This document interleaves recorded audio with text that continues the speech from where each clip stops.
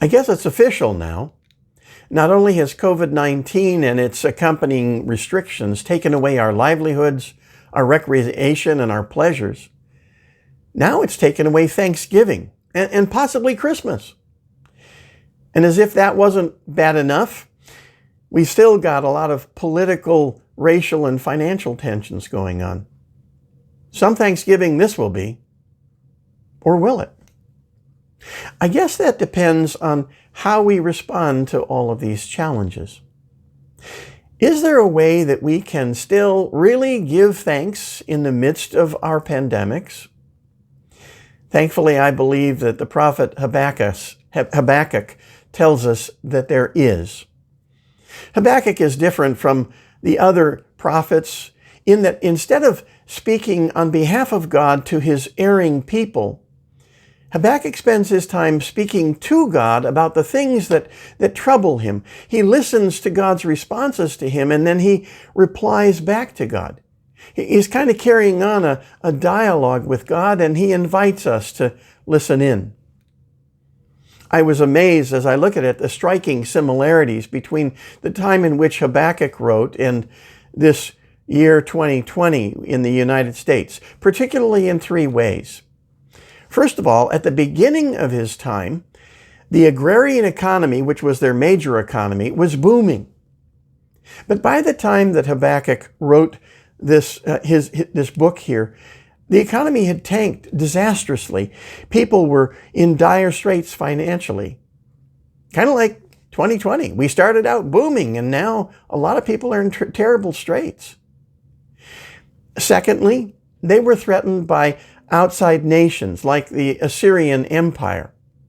Now, we have not been threatened, or we're not threatened physically at the moment by any other outside nations, but there are at least a few major nations presently seeking to undo us and to undo our political systems. Thirdly, violence, wrongdoing, strife, conflict, and injustice were proliferating in Habakkuk's time to the point where the law seemed paralyzed. The wicked seemed to have an upper hand over the righteous, and justice seemed to be perverted. Does any of that sound familiar? One thing that was not prevalent in his time that we have today was the plague. Now, we don't call it the plague, we call it COVID-19. But Habakkuk does refer to God's use of plagues in his book here. So given all these similarities, I believe that Habakkuk's response to them is instructive for us in helping us to respond to the troubles with which we are faced today. As time is limited, I'm going to only briefly summarize the 3 chapters of Habakkuk. It's a small book, highlighting the lessons which I believe will be helpful to us and help us give thanks today and this week. In the first 2 chapters, Habakkuk shows us that it's okay for us to be honest with God about our feelings and to ask him questions, the ones we have about what's going on around us.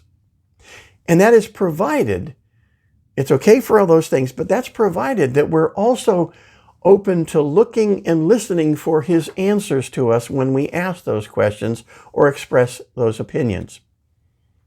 Habakkuk's initial response to what was going on in his world was to cry out to God about it. Listen to chapter 1, verses 2 to 4.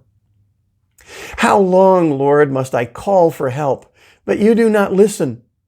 Or cry out to you, violence, but you do not save? Why do you make me look at injustice? Why do you even tolerate wrongdoing? Destruction and violence are before me. Their strife and conflict abounds. Therefore the law is paralyzed and justice never prevails. The wicked hem in the righteous so that justice is perverted. You see, from Habakkuk, we learn that it's right that we should be upset about the evil that we see going on around us in the world. And it's right for us to cry out to God about it, being honest with the way we see things. Habakkuk was asking, in essence, God, don't you even care about the evil and injustice going on in the world? Why aren't you doing something about it? You're God. But then, like Habakkuk, we need to look and listen for God's answer once we ask that question. And as we do so, I believe we'll discover, like Habakkuk, that God's ways are always higher than our ways. In chapter 1, verses 5 to 11, God answers Habakkuk. And actually, it sounds mostly like bad news. God tells him in chapter 1, verse 6, that he's raising up the Babylonians, who he describes as ruthless and impetuous people, to destroy the Assyrians, but also to conquer and take into captivity God's people because of their own injustices. God is using a ruthless people to bring punishment and correction. Again, Habakkuk raises honest questions about what God has just shown him. He tells God that, God, your plan doesn't make sense. And he asks, in essence, how could you do something like that? How could you use evil people to bring about justice? You hate evil. And doing this would only make things worse. Listen to chapter 1, verses 12, the second part of verse 12 to 13. You, Lord, have appointed them to execute judgment. You, my rock, have ordained them to punish. Lord, your eyes are too pure to look on evil. You can't tolerate wrongdoing. Why then do you tolerate the treacherous? Why are you silent while the wicked swallow up those more righteous than themselves? And he asks in verse 17, are you going to use the Babylonians and just let them get away with everything? Then, having asked his honest questions, he once again looks and listens for God's answer. In chapter 2, the beginning of the first verse, he says, okay, having said this, I will stand at my watch and station myself on the ramparts. I will look to see what he will say to me and what answer I'm to give this complaint. In other words, what answer I'm to give to all these other people that I'm speaking to God for. Again, in chapter 2, verses 2 to 20, God answers.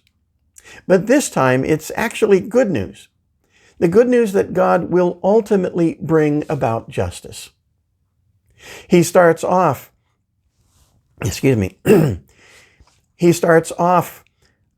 by saying that it will take a while, but it will come about. Verses 2 and 3. Habakkuk, write down the revelation and make it plain on tablets, so the herald may run with it. For the revelation awaits an appointed time. It speaks of the end, and it will not prove false. Though it linger, wait for it. It will certainly come and will not delay.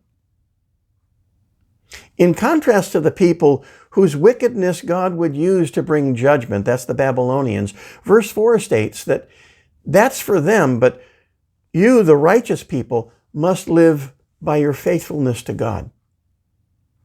Don't worry about them. You be faithful to God in the midst of all this. You see, he tells us that God will judge the wicked, even those wicked ones that he uses to punish injustice. In chapter 2, verses 6 to 19, he proclaims 5 woes against Babylon and all those who do evil. We don't have time to go into all the woes, but none of them are any good. Woe to you for this. Woe to you for that. Woe to you. It's this judgment is coming. That judgment's coming. Another judgment's coming. And in all of this, God's glory, he tells us, will be seen by all as the waters covers the sea, as verse 14 puts it. And God will reign supremely. Verse 20 puts it this way, the Lord is in his holy temple. Let all the earth be silent before him. That's what it will come to. Having voiced his concerns to God, having asked his honest questions of God, even his struggles, and then looked and listened to God for God's answers. In the 3rd chapter, Habakkuk responds in 3 ways. First of all, he reminds himself and others of God's past acts connected with his covenant love for his people. Secondly, he requests God to reveal his power again in the present so that people might once again turn to God. And then thirdly, he reaffirms his trust and confidence in God, giving thanks to him as he faces the future, no matter how challenging it appears at the moment. Let's look at all those three. First of all, he reminded himself and others of God's past acts that were connected with God's covenant love. And he did this by rehearsing several ways in which God displayed his power in two key formative times of his people's existence: in their exodus from Egypt, and then in their conquest of the promised land. He begins in chapter 3, verse 2 by saying, "Lord, I have heard of your fame. I stand in awe of your deeds, Lord."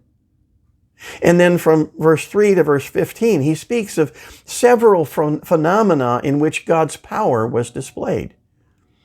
In verses 3, 4, and 6, he refers to how the mountains and the whole earth shook, and how the skies lit up with lightning at Mount Sinai when God met with his people and the people with Moses and his people after the Exodus.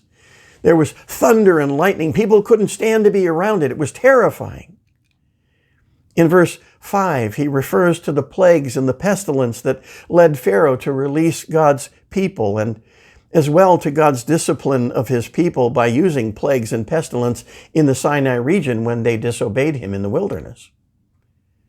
Then he goes on in verse 8 through 10 and verse 13 to 15, referring to God's mighty power over nature when he parted the Red Sea, letting his people cross on dry land, then brought it crashing down on Pharaoh's pursuing army, completely destroying them.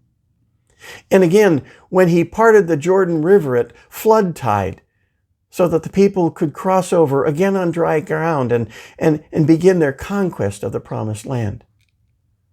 And then finally, in verses 11 and 12, he refers to the time during the conquest when they were taking the land, when Joshua asked God to cause the sun to stand still so that they could complete a key battle. In the second part of verse 2, after having said, "I've seen all of these things you've done," or at least heard about them, Habakkuk requests God to reveal his power again in the present so that people might once again turn to God. He says this, "Repeat them," that is, repeat your deeds in our day. In our time, make them known. And then he adds a striking phrase, "But in your wrath, remember mercy." In so many of the things that he just recalled, God's wrath was on display. And that's showing a part of God's character. God detests evil because it destroys us. And so he has to bring judgment. So kind of like if your child was being attacked by another person, you would have wrath against them. God has that same kind of wrath. But at the same time, all of these acts flowed out of God's mercy and his covenant relationship with his people, which ultimately guaranteed their future. That was noted in chapter 3, verse 13, when he said to God, he said, "You came out to deliver your people, to save your anointed one." God, you have a commitment to us, to your people, to me. And he can also be seen in verse 13 and 14, asking God, "Would you do the same thing to the Assyrians and to the Babylonians who were coming that you did to the Egyptians?" He doesn't name them by name, but he speaks of it that way. Finally, based both on his rehearsal of God's past acts and his request of God's present renewal of those acts in his own day, Habakkuk reaffirms his trust and confidence in God, giving thanks to him as he faces an uncertain future. You see, we want to see God move in power in our day, but his doing so can be overwhelming. You see, God is not some nice giant genie who's at our beck and call. Rather, He is an awesome, holy, almighty God of the universe. And His power is terrifying. In verse 16, likely referring to the expected onslaught of the merciless Babylonians, Habakkuk is shaken to his core. He says this, I heard and my heart pounded. My lips quivered at the sound. Decay crept into my bones and my legs trembled. I'm actually absolutely undone.